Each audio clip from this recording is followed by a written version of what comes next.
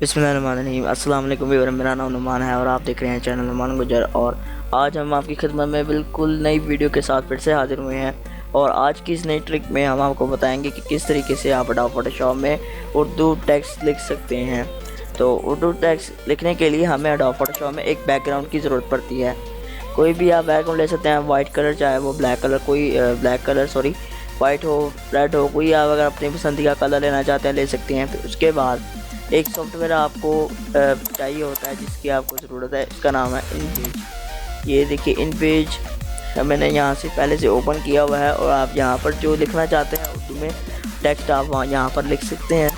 यहाँ पर जो लिखना चाहते हैं आप लिखने के बाद इसको यहाँ फाइल में जाकर एक्सपोर्ट पेज पे क्लिक करके इसको सेव कर सकते हैं। यहाँ ब्राउज़ पर क्लिक कीजिए और डेस्कटॉप यहाँ से सिलेक्ट कर लीजिए और फिर उसके बाद यहाँ से नीचे वाली फाइल को सिलेक्ट करने के बाद इसको रीनेम करना है।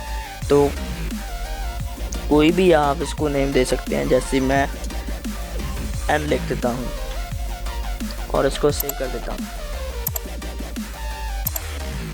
तो हमने यहाँ से डेस्कटॉप पर सेव कर ली हुई है अपनी फाइल एन नाम से। और फिर उसके बाद मैं एडोब फोटोशॉप में वापस जाता हूँ। यहाँ से फाइल में जाने के बाद ओपन में जाऊँगा और डेस्कटॉप से जो हमने फाइल सेव की थी इन पेज की, ये है, इसको यहाँ से ओपन कर लूँगा।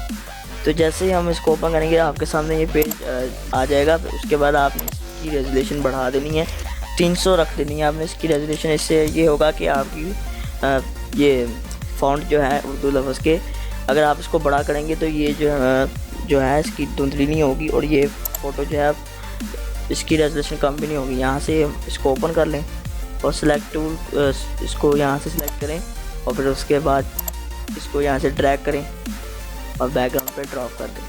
फिर कंट्रोल टी से आप इसके साइज़ को आप एडजस्ट कर सकते हैं, जितना आपको चाहिए आप उतना रख सकते हैं। यहाँ से जितना साइज आप जितना रखना चाहते हो आप रख सकते हैं। तो उसके बाद ये देखिए यहाँ पर उर्दू लिखी जा चुकी है।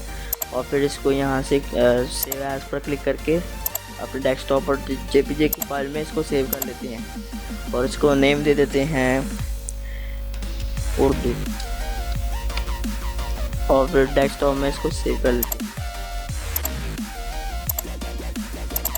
तो यहाँ पर आप देख सकते हैं कि अच्छे तरीके से हमने एडोब फोटोशॉप में उर्दू लिख ली है। ये आपका पीछे येलो कलर का बैकग्राउंड है। यहाँ पर हमने इसकी यहाँ पर एडोब फोटोशॉप में उर्दू टेक्स्ट ऐड कर सकते हैं।